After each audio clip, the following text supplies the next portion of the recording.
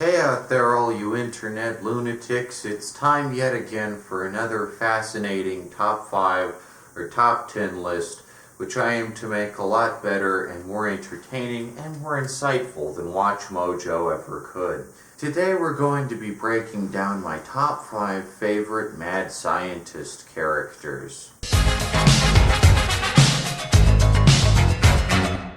Scientist is one of my favorite fictional archetypes, and if done well, can really bridge the gap between faith and science in an extremely effective, clever, poignant, funny, or scary way. Back in the 19th century, with novels like Frankenstein, the mad scientist was effectively developed as a response to the scientific revolution and all the new discoveries that were being made. And the mad scientist effectively says, well, what if science is not meant to be discovered? What if it drives you crazy and turns you into a raving madman? Now, of course, that isn't how science works. Science actually just turns you into a really boring nerd, like Sheldon Cooper from The Big Bang Theory. But back in the 19th century, people didn't know that, so they made science appear a lot more fun and zany and kooky and wacky than it actually is. While the mad scientist trope was initially created to mock and deride ambitious scientists who wanted to discover the secrets of the universe, I think it's actually a bigger endorsement for science than these boring, sterile, clinical STEM advertisements ever could be. Really, who wouldn't want to get into science after seeing how you can make electrons zip around and shit swim in bottles and all these beakers and bubbling test tubes and shit? Mad Scientist Laboratory is way cooler than an actual, STEM laboratory, which is just boring and full of nerds. Give me a fucking Castle Frankenstein any day over this boring fucking Large Hadron Collider shit. You just watch Higgs boson particles all day. Fucking boring. When are we gonna get to the part where you make like a rat hybrid and watch it writhe around and grapple with the complexities of life? Anyway, here's my top 5 favorite mad scientist archetypes. Hopefully this will give some inspiration to those of you in the science fiction or horror realm to create a character that's as memorable as these guys, because if done well, mad scientists can really add some pop, some flavor, some fucking zing to your elaborate fictional universe. At number 5, we have a name I'm sure you'll all appreciate if you're well versed in comics history: Sivana. Dr. Sivana was conceived as the main antagonist to fantastic superhero Captain Marvel before, in 1953, DC invented a bullshit lawsuit against Fawcett Publishing and basically stole all their characters and made them shit. Now, I understand those of you going to see the half-hearted garbage Zachary Levi adaptation of the Captain Marvel mythos may not have fully understood what you were going to see, but as I figure it, ethically speaking, watching or consuming any DC-related Shazam media is tantamount to encouraging copyright abuse, because that's really what DC did to Fawcett Publishing back in 1953. And I know, a lot of comics fans aren't really aware of just how fucked up DC is in terms of how they basically killed off all their competition. They killed off Fawcett, they killed off Charlton, they killed off Atlas, and then they just took all their characters and said, there are characters now and we'll fuck them up and make them deliberately inferior to Superman and Batman in our lineup so that nobody will buy them or care about them. But yeah, competition in a market is good, and it's good for there to be multiple comics publishers, and what DC did to Fawcett is fucking deranged, and nobody should support that in any capacity, and the new Shazam movie and its sequel both look like ass. So just read the original comics from before 1953 made by Fawcett Comics, not fucking DC, because DC didn't fucking invent Captain Marvel. They're fucking awesome. Captain Marvel is a great comic. I don't think I've ever actually given it its due credit before, but I read it when I was young and I was like, holy shit, this is awesome. There should be more comics these days like this. Captain Marvel, an Egyptian-influenced hero, and as an admirer of Egyptian mythology, I really like how Captain Marvel gets his powers from this great Egyptian wizard. But speaking of Sivana, In particular, I think Savan is a great fucking antagonist. He's so fucking cool. And how any court could possibly be convinced that Sivana is a ripoff of Lex Luthor, that's fucking bullshit. They're such different characters in so many ways. I wouldn't even really classify Lex Luthor as a mad scientist. He's more like an evil businessman, you know, like Elon Musk or something. He's not a mad scientist.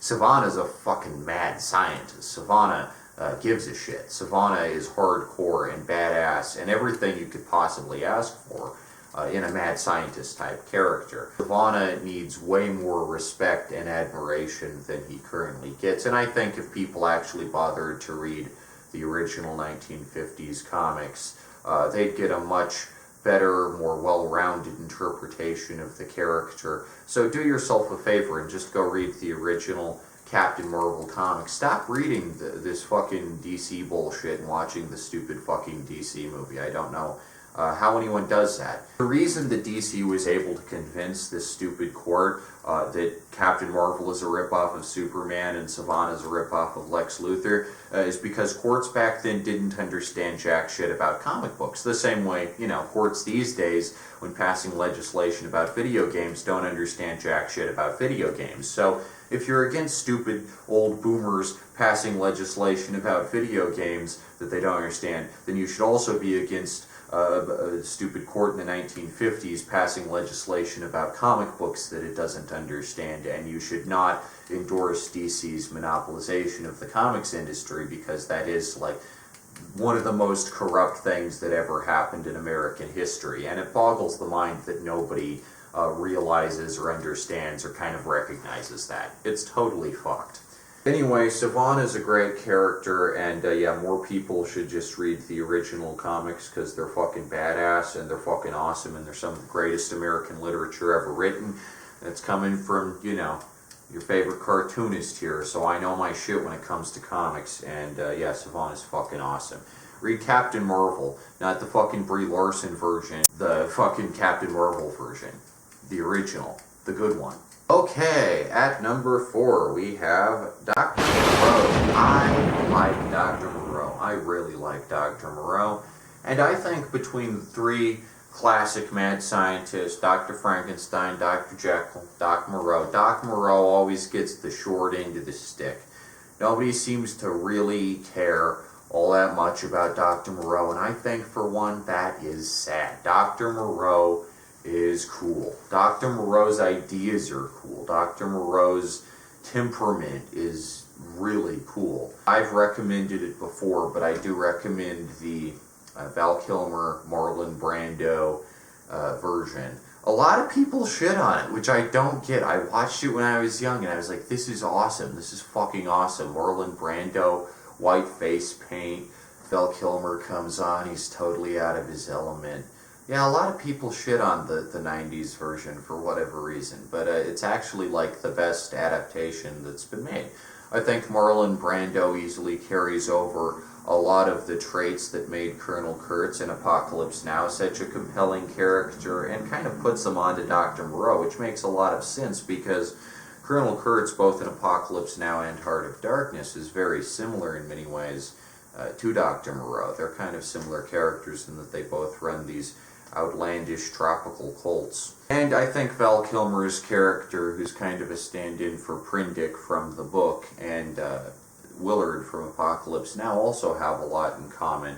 But I don't think it's really fair to just call The Island of Dr. Moreau from the 90s a rip-off like that. I think it's a much deeper and cooler movie than anyone really notices. It's like really awesome, especially its nice green aesthetic. It's utterly nightmarish. It's a really scary and freakish movie dealing with its practical effects, its special effects, all the animal-human hybrids that just look, ooh, just perfect, just on the money. H.G. Wells, with the writing of The Island of Dr. Moreau, did so much for science fiction, and I know I tend to rag on British stuff, but I really do like me all the classic H.G. Wells novels. I do think they're legitimately important to science fiction as a genre, because that was back when Britain was still on top, and having a monarchy was considered like modern and kind of up to date, but it's really not anymore, and I don't think Britain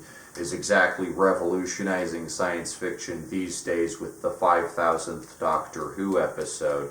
To the contrary, I think War of the Worlds, The Invisible Man, and especially The Time Machine are fucking awesome novels that you should absolutely read. They're really great, and H.G. Wells was ahead of his time in so many ways, including with The Island of Dr. Moreau, which is in many ways the archetypal mad scientist story. I would say maybe I do like it more than Frankenstein or Dr. Jekyll and Mr. Hyde by a small margin, but just because it has that kind of modernist edge, that kind of futurist edge that H.G. Wells tended to weave into his narratives, and in that way it's a bit easier to connect with it as a piece of literature than Frankenstein or Dr. Jekyll and Mr. Hyde. But yeah, I recommend both watching the 1990s movie with Val Kilmer and Marlon Brando, and above all, read the book. The book is the shit.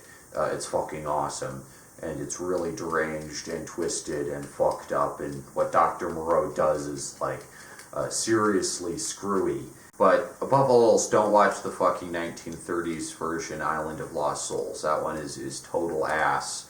Just toss that shit in the dumpster. Watch the Marlon Brando, Val Kilmer version and read the book, and you'll get all you need to know about Dr. Moreau. But I think a lot more people should incorporate Dr. Moreau into their public domain crossovers. You know, if you have a story with like Dr. Frankenstein, Dr. Jekyll, or Sherlock Holmes, or any of these public domain characters that you want to kind of, you know, put into an interesting scenario together, put Dr. Moreau in there. He's public domain, and he's an awesome fucking character. More people need to utilize Dr. Moreau effectively, because he's every bit as awesome as Dr. Frankenstein or Dr. Jekyll, who aren't on this list, because I do want to be a little surprising, but, you know, they're good too. But Dr. Moreau, I think, is like so fucking cool and massively underrated.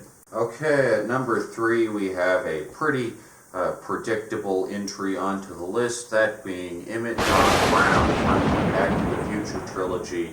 I mentioned him on my top 5 Christopher Lloyd list, so I won't dwell too long on Doc Brown, save to mention that Doc Brown is undoubtedly the best mad scientist character of the 1980s, of course, maybe one of the best cinematic mad scientist characters. There's a bit of contention as to whether to define him as a mad scientist or not, considering that he's not malevolent and not particularly insane, although that is kind of a running gag with the character. I, for one, would definitely lump him into the mad scientist category. And for those of you wondering, no, I'm not putting Dr. Herbert West onto this list. I don't give a shit about the Reanimator movies. I watched the first one, it's ass. I read the story, it's ass. I don't care about any H.P. Lovecraft shit, because H.P. Lovecraft was a fucking racist and a piece of shit. And I don't care about his characters, and I don't care about his stories, and he can piss off into the dumpster. Anyway, so yeah, Doc Brown is the best mad scientist character of the 1980s. Reanimator is stupid as fuck. But Back to the Future really did invigorate and spark a little bit of renaissance amongst the science fiction genre. Back to the Future really is an important film in that regard. A very important film in film history, obviously. Doc Brown and his witticisms and mannerisms are in many ways extremely vital to the integrity and cohesion of the Back to the Future franchise. I like how Doc Brown is kind of the puppet master. He pulls the strings, you know, and I think that's something very remarkable about the character, and of course why he was able to come back for the little Doc Brown Saves the World short film back in 2015 or 2016 or whenever Back to the Future 2 is set. Christopher Lloyd is just such a good actor that he really translates across the decades and connects with a lot of people in a lot of interesting ways. Doc Brown is a great, well-written, well-rounded, extremely fun character to watch, and a great mad scientist character to boot. and I really think more people should watch Back to the Future. If you haven't, you probably have, but if you haven't, you should. It's fucking awesome. It's fucking goated with the sauce. Alright, at number 2 we have a really interesting entry. You probably didn't see this one coming, but at number 2 I'm putting Dr. Octagon. That's right, Kool Keith's just fantastic fucking character. One of his many personas, arguably his most well-known persona from the album Dr. Octagon Ecologist, and The Return of Dr. Octagon, and Moose Bump's modern-day study in horrorpolation, I believe, yeah. Dr. Octagon is just a great character, and I put him at number 2 on this list because he represents something that a lot of the other mad scientists on this list don't really, which is, like, genuine fear. Dr. Octagon is a legitimately intimidating and terrifying character. He is a fucking madman, to say the least. He's fucked up in the head. Dr. Octagon, much like how MF Doom basically took the shitty character Victor Von Doom from Marvel Comics and turned it into a character that's more memorable and recognizable and complex and deep and layered than Marvel Comics could manage in a million fucking years, because Marvel Comics is the world's lamest comics company. Much like how MF Doom did that, one can presume that Dr. Octagon is kind of a play on words of Dr. Octopus from the Spider-Man comics. But rest assured, Dr. Octagon is a way, way, way cooler fucking character than our dear boy Otto Octavius. Dr. Octagon is funked. Now, of course, that isn't necessarily the case. It could be that Kool Keith just kind of thought Dr. Octagon without ever having read a Spider-Man comic in his fucking life, because I really doubt geniuses like Kool Keith read Marvel comics. They probably don't. And if they are inspired by them, you know, it's probably like very minimal at best, and they invent the mythos from there. But I'm really fascinated by Dr. Octagon as a character. The name conjures to mind this kind of geometrical precision, this sort of like clinical diagnostic approach to everything. Just the name does that. That's impressive to begin with. But when you consider just like the awesome music that comes with Dr. Octagon, Blue Flowers is one of the best hip-hop tracks ever made. It's actually fucking scary. And you wonder, like, how can a rap song be scary? You know, rap songs are usually a little goofy and kind of tongue-in-cheek. Then you listen to Blue Flowers and you're like, oh my fuck, Dr. Octagon is going to kill me tonight when I go to sleep. He's going to slice me open and carve out all my entrails and devour them whole. I really like science fiction and horror-based rap. I think it's really innovative, and especially in the 90s provided a breath of fresh air for the genre. I like the Gravediggers. I like I said, MF Doom, especially Mad Villainy and tracks like Shadows of Tomorrow. I think Shadows of Tomorrow is great in that it examines time as a concept. But then you have characters like Dr. Octagon, who are just some of the most innovative, epic, different characters you get out of hip-hop. And I think hip-hop, especially as a genre, is good at relaying sci-fi and horror stories because it's able to be kind of dense and verbose and mess around with wordplay and concepts. Like Blue Flowers, as I see it anyway, is kind of a metaphor for anesthetic. The nitrous oxide that Dr. Octagon is going to fill you up with as he carves you open. Dr. Octagon, according to the lore and the mythos, is an extraterrestrial being from planet Jupiter who just enjoys causing suffering and pain on people. He's just a regular freak. He's just a regular diabolical little rascal. My favorite image of Dr. Octagon is actually not from Dr. Octagon Ecologist, where he's portrayed as just like a skeleton holding a scalpel, which is a nice image, but I think it's more so abstract and not meant to be taken like literally as a picture of Doc Ock. Actually, my favorite image of Dr. Octagon is from the album The Return of Dr. Octagon, which I get it, a lot of people don't like. I don't really like either. I think the Princess Superstar collab is really stupid. I think the production's lame. but I do like the one promotional image they released. I think it's the best image of Dr. Octagon that's been released to date. I think there should be more official canon images of Dr. Octagon released, but maybe that would ruin the mystery. But anyway, my favorite is, The Return of Dr. Octagon, where he's portrayed with just his extremely minimalist lab coat, his kind of furry shag hat, and his green penetrating eyes that just like well up from the abyss, and it's like, oh my gosh, he's going to kill me. If you see Dr. Octagon, you better fucking run, because he's gonna pin you to a lab table and dissect you. It's gonna be a regular autopsy once Dr. Octagon gets a hold of you, you know what I'm saying?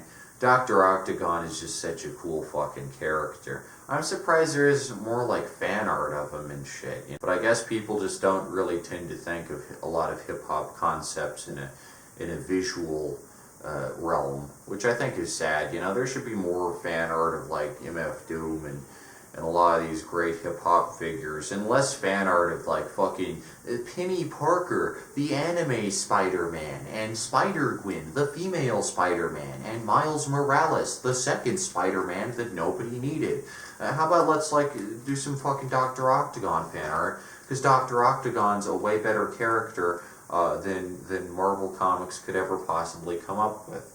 I know it doesn't make any sense for me to keep comparing Dr. Octagon to Marvel, but you know, just think, like, if comics had characters as cool as Dr. Octagon in them, comics would be better. Just fundamentally, they'd be way better. But, you know, unfortunately, comics don't really have geniuses like Cool Keith in the field. But that's fine, because I think the Dr. Octagon albums, even the second one, stand as some of the coolest sci-fi, horror-themed rap to ever exist. They're really a fun little anomaly that you should definitely get into if you haven't heard them. Just start out with Blue Flowers and then go from there and feel your sanity slowly slip away. Alright, it's time for the number one spot. You may have seen this coming, you may have not seen it coming. I'm talking about Dr. Clayton Forrester, the MST3K franchise. Really though, I'm only talking about the first 7 seasons of the original show and MST3K, the movie, because they're the only pieces of MST3K adjacent property with Dr. Clayton Forrester, and the rest is pretty crap. Dr. Clayton Forrester is in most ways the archetypal mad scientist, the classic mad scientist if you would, but with a lot of fun twists and turns and complexities and nuances that make him such a deep, extremely well-rounded, well-written character that just goes to show that even if the creators of MST3K didn't mean to create one of the greatest science fiction shows in history, even if they thought it was just a fun little hobby, a fun little passion project to while away the time and goof off, MST3K is something else in terms of long-form storytelling and the television medium. Dr. Clayton Forrester, played by Trace Below, is a great fucking character and an excellent example of how to do a mad scientist correctly. Obviously, some would consider Clayton Forrester merely to be a parody of the idea of a mad scientist, but I think he's hands down the best mad scientist, because in adding all these little quirks and interesting flaws and deep-seated scars to his background, what MST3K effectively did is add depth to his character, add nuance and 3 dimensions to his personality, and I think that's something that a lot of mad scientists miss out on, because Dr. Clayton Forrester, while undoubtedly evil, is also an extremely traumatized and captivating character to watch, because he plays out his demented fantasies using the lives of other people, which is a pretty cool fucking concept. Like, if you think about MST3K through a philosophical lens, it actually becomes like really captivating, which is what the show's theme song explicitly tells you not to do. Don't think about it too much, it's just a show, just relax. I don't want to fucking relax, because MST3K is fucking awesome, And I'll talk about it for days on end because it's just such a great fucking show. It's like that good. Trace Beaulieu, who plays Dr. Clayton Forrester, I'm not sure if I'm pronouncing that right, he also voices Crow, which is really weird to think about, that Crow and Forrester sound kind of similar, but they really do if you listen for it.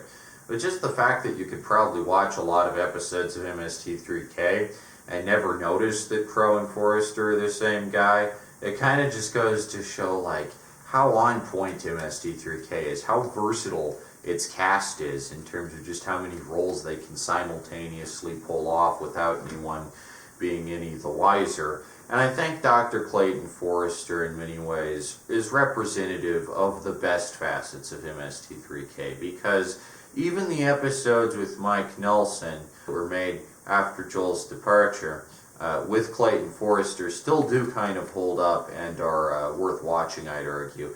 Once Pearl Forrester comes into the picture, it's all fucking downhill from there, and MST3K just takes a regular nosedive into the shitter, because Dr. Clayton Forrester was kind of the glue that was holding the entire franchise together up until that point. And of course he does show up in MST3K the movie, which is pretty damn good. And if I recall, well, with MST3K being my first exposure to MST3K, the movie being the first thing I ever watched, and then Dr. Clayton Forrester showing up in the first scene, even before we see the satellite of love drifting over the Earth. It's interesting to consider that Dr. Forrester was the first MST3K character I ever saw. Kind of an introduction to the franchise, if you would. Dr. Clayton Forrester was not only vital to the show because his evil represented the main conflict of the show, and when you just make it so that his mother is holding these people captive, it doesn't make any sense. It doesn't carry any of the same weight.